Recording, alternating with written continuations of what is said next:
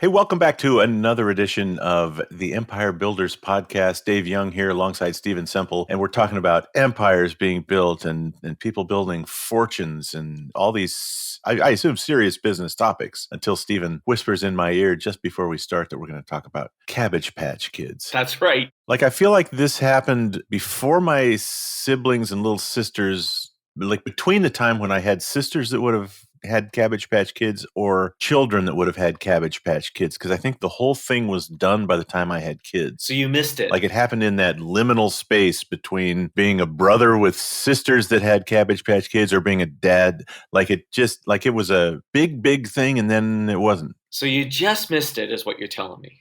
Yeah. When did they start? They were the big thing is when they got really big was really in the 80s is when they were massive. And they set there were 3 years there where they set like every toy sale record known to mankind. Like they sold over 130 million units. And they're still around today. They're just not they're just not a really huge, massive thing because they're actually one of the longest running doll lines in the United States. Okay. But there was a period there where they were like, holy smokes, just like crazy, crazy, crazy big. Just the fact that I know about them. I mean, I was a dumb kid in his 20s. No reason to know about them in the 80s, but I did.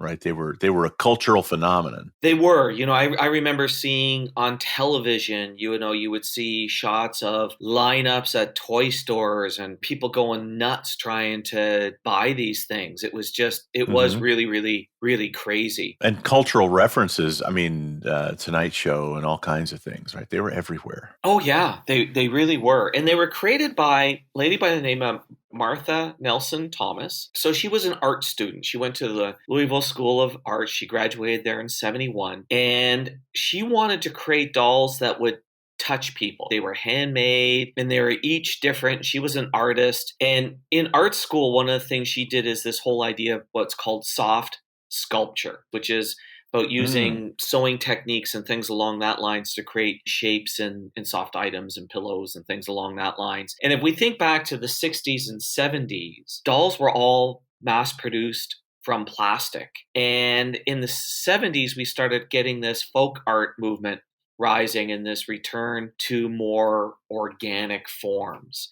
And so what she started to do was creating these dolls where the features were created by stitching. And this created, something soft and cuddly, and she called them doll babies. And when she was selling them, she included an adoption certificate. She named each baby and would write down some of the characteristics, things that the baby liked and disliked, and things along that lines. And it gave each one a unique look and a unique character. And so she starts to display these dolls in crafts fairs in the areas, and the dolls sell pretty well in local markets. And along comes Xavier Roberts, who sees the dolls. And he's working in a gift shop, and he sees these dolls, and he convinces her to let him sell some of the dolls. And it's kind of this handshake deal where he's going to resell them. So he starts selling them at the gift shop, and they sell like wildfire. And he invites her to his local craft fair, and she notices that he's selling them in his stores for less than she's selling them at the craft fair. And she doesn't like the lower price. So she sends a letter to him, basically stopping the relationship, saying we're not going to work together any longer, and to cease and desist with his sales practices. And he replies that he never agreed to the price, and he will continue with her or someone else. And he had also been an art student, and he had a pretty good understanding of textiles because his mom worked in a textile factory and had taught him how to quilt and things along that lines. So he decides to make his own version of the dolls, and he tweaks it a little bit, and he names them Little People. And he signs every doll like it's a piece of art. So it's 1979, and Martha's making a modest living selling her babies, and she discovers that he's selling his version because a buyer makes a comment. So they're going, oh, these are just like Little People, right? Just like it. I'm sure like most industries, it's a small world, right? The The toy makers know who all the other toy makers are. Yeah, so the jig is up, and she's devastated. He also did a number of things like hers. He also did a birth certificate. He had adoption papers, and he claims he's the father. And he has this idea that the babies are not for sale. You can only adopt them for a fee. Wait. He claims he's the father of all these. He does initially. Okay, that's a different topic for another time, and somebody else's podcast can cover that aspect of this. So he does that, but then he pivots because he wants to create this immersive world, and so there needs to be this story, and he creates this idea that the babies come from cabbage patches. So now he has this concept of them coming from cabbage patches. He decides to create an attraction. He's really inspired by, the immersive experiences that places like Disney creates. So he finds this abandoned doctor's clinic in Cleveland, Georgia, and he refurbishes it, and he creates Babyland. And it's the birthplace of the dolls. And people can come in, to adopt a doll. He doesn't have a lot of startup capital, so he goes to the bank saying he needs capital to build a hospital where baby dolls are born out of cabbages. I'll bet that was the topic during the coffee break at the bank. But, he's a pretty convincing guy, and he actually gets a loan and puts everything into it. And in the fall of 1978, he opens to the public. And they have incubators and the whole thing. The staff are called nurses and doctors. The cabbages are injected with a magicillin that dilates and reveals a baby within. And it's huge. Less than a year, he goes to a staff of 56 people. It's a huge tourist draw. And in fact, what's really interesting, it's still around today. People would go home with a toy and a story. So really what we have is the same dolls being sold in a new way, right? So we have the same dolls that Martha had, but being sold now in this new way through this little hospital, right? So Martha goes and gets legal representation and starts action against surprise, against Xavier here. Surprise, surprise. But in the meantime, he's this huge success in Georgia, has this mass appeal, and he wants to scale up. And Roger Schleffinger approaches him to do advertising for them. So they create a logo, and he suggests doubling down on the mythology. But what he realizes is they need to change the name because the name's not unique, because Fisher-Price owns the name Little People. So he suggests Cabbage Patch Kids. Hey, Stephen, I want to interrupt ourselves. That's not proper grammar, but I did it anyway. There you go. In lieu of our commercial this time, I thought maybe you and I could just chat for a minute. Absolutely. Sounds great. Our goal with the Empire Builders podcast is to talk about business building strategies that have worked for people that started out small and became empires. We want to help you. If you're a business owner and you're listening to the Empire Builders podcast because you want to build your own empire, we've got a pretty sweet offer for you, and that is to just spend 90 minutes chatting with us. It's not a sales call on our part. It's a 90-minute session where beforehand you do a little bit of homework and give us some basic background information about your business. And then we get on a Zoom call and we learn a little bit more about you, and we give you the very best advice we can give in a 90-minute session. And I'm going to say it is miles away from it. Like I hate these dog and pony sales calls where I'm great, I'm amazing, here's samples of our work, you should hire us, which is part of the reason that makes us different is the fact that there is the scorecard and questionnaire that goes out that the owner sends back to us, because it allows us to take a couple of days, do some research, put some thought, and come with some solid recommendations. Because it's my belief that if we can provide some good insights, that somebody may be more interested in hiring us. And certainly that's a way better experience than meeting with some sales guy who runs you through a dog and pony. It's lots of fun. It's great value. People get a recording of it. I highly recommend people take us up on the offer. Easy to find us. You're listening to our podcast, so find a way to request your 90-minute session with us. Looking forward to talking to you. Let's get back to the story. Back to the story. Now, Coleco comes along and wants to do a deal with them. But here's one of the challenges. How do you mass produce them and make them unique? And meanwhile, we have this lawsuit going on for Martha where she wants acknowledgement that it's her idea. So while he's fighting that off, he's looking to do this manufacturing. And what he decides to do is make the faces out of vinyl. But what they would do is 6 molds, change the eye color, change the skin tone, and the hair to create variability, different clothes, etc., which makes each doll different but now mass produced. Coleco orders 2 million in a factory in Hong Kong. And what's interesting is Coleco got into this because at the time, the toy industry was technology crazy, but Coleco was getting concerned that might be coming to an end. And the thing that's kind of interesting when you look at Cabbage Patch Kids is they're kind of ugly, but people still wanted to have them, right? Yeah, I mean, I wasn't going to point that out. But, there's this thing. The uglier something gets, the more our brain flips it to cute. The more we need to rescue it. And this has actually been studied. Like there's been a bunch of studies around this whole, capturing of imperfections and imperfections making things kind of more adorable. So now the court rules in favor of Xavier. So remember, we've got this court case going on between Xavier and Martha. He wins round 1. Now, she doesn't give up. Okay. They're now building a second trial. And this one's more around some ideas on advertising. But he pushes ahead, launches a new kids. And in 1983, they released to the nation 2 million Cabbage Patch Kids nationwide. And there's a mad rush. Wow. Demand like it's never been seen before. It sells out before Christmas. Stores are selling out in hours. They've now got plants working 24 hours a day. They're creating 200,000 of these things a week. They're air freighting them. Part of the appeal is, and this was a bit of an accident, this was never planned by Coleco. Part of the appeal is they're hard to get. And the craze is chaos. Like the reason why you and I remember it is we would see on television news segments where there's like police barricades and people fighting to get their hands on these damn dolls. Here's the funny thing, right? I mean, I remember that, but we talk about scarcity and we talk about it with clients, we talk about it with students, and we talk about ways to create scarcity or the appearance of it, right? Limited time offers, limited quantity, lots of different things you can do. Here they got scarcity by right of scarcity. They actually were scarce. It's like this is lesson 1 of scarcity. What I always wonder about on things like that, if they knew, somebody told them ahead of time, there's a demand for 400 million of these. Would they have made 400 million and then released?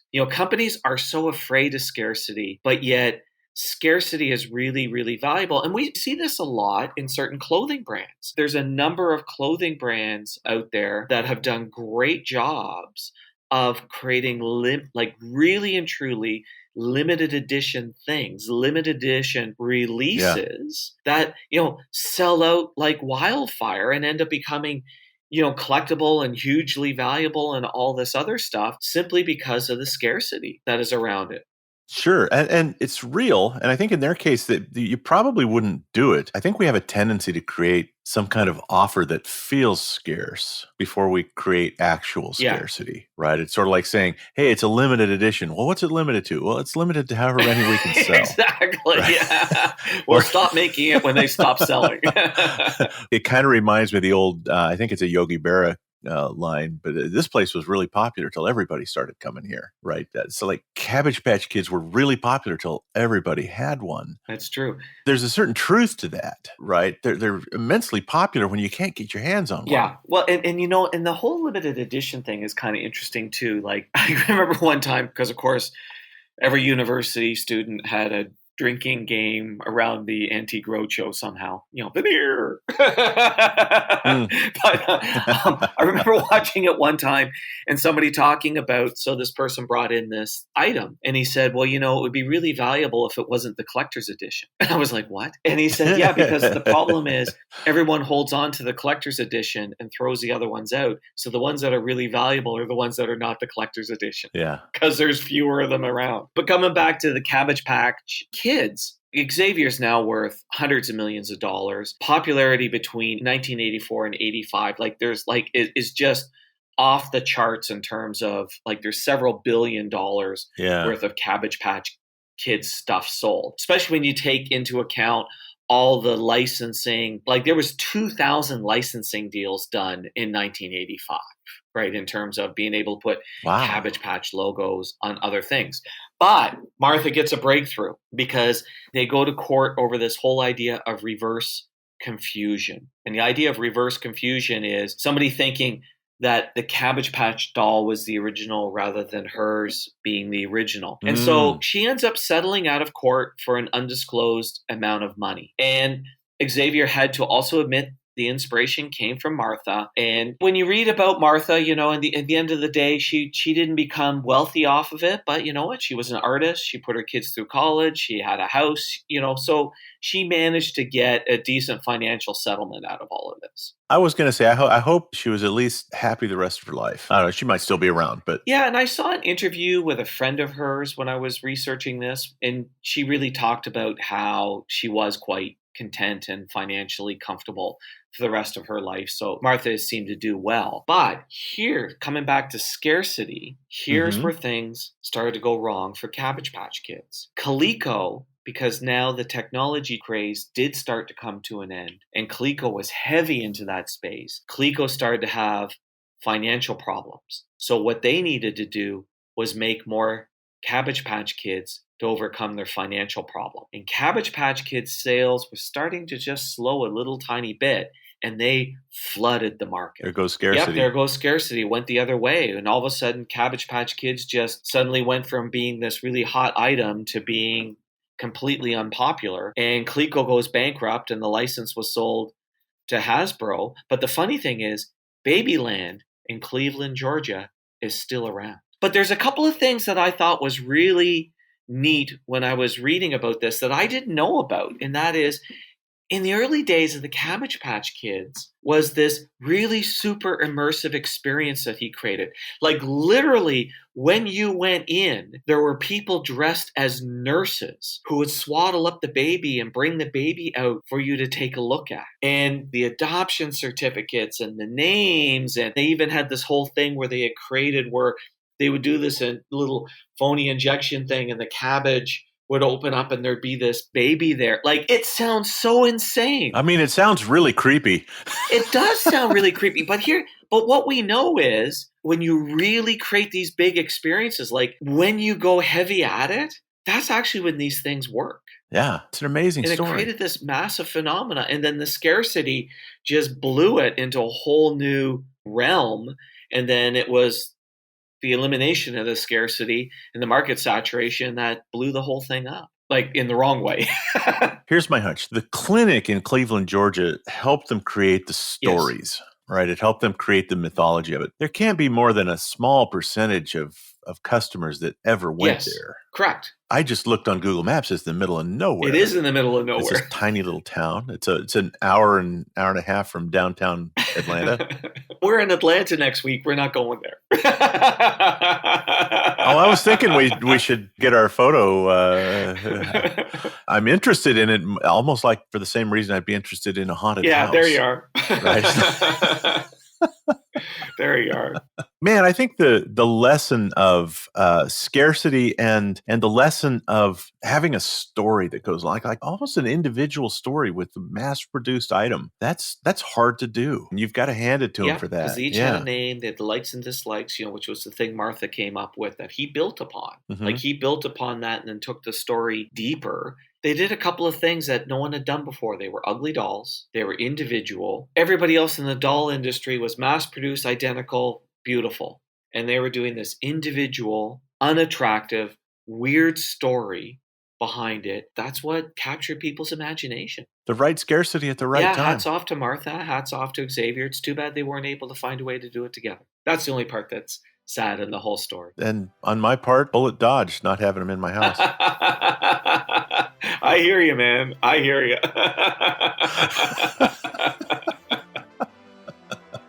They were too popular by the time my kids needed one. Yeah, you can't. Everybody's got one of those. You don't need it. Well, thanks for sharing the Cabbage Patch Kids story on Empire Builders Podcast, Stephen. All right. Thanks, David. Thanks for listening to the podcast. Please share us. Subscribe on your favorite podcast app and leave us a big, fat, juicy 5-star rating and review. And if you have any questions about this or any other podcast episode, email to questions@theempirebuilderspodcast.com.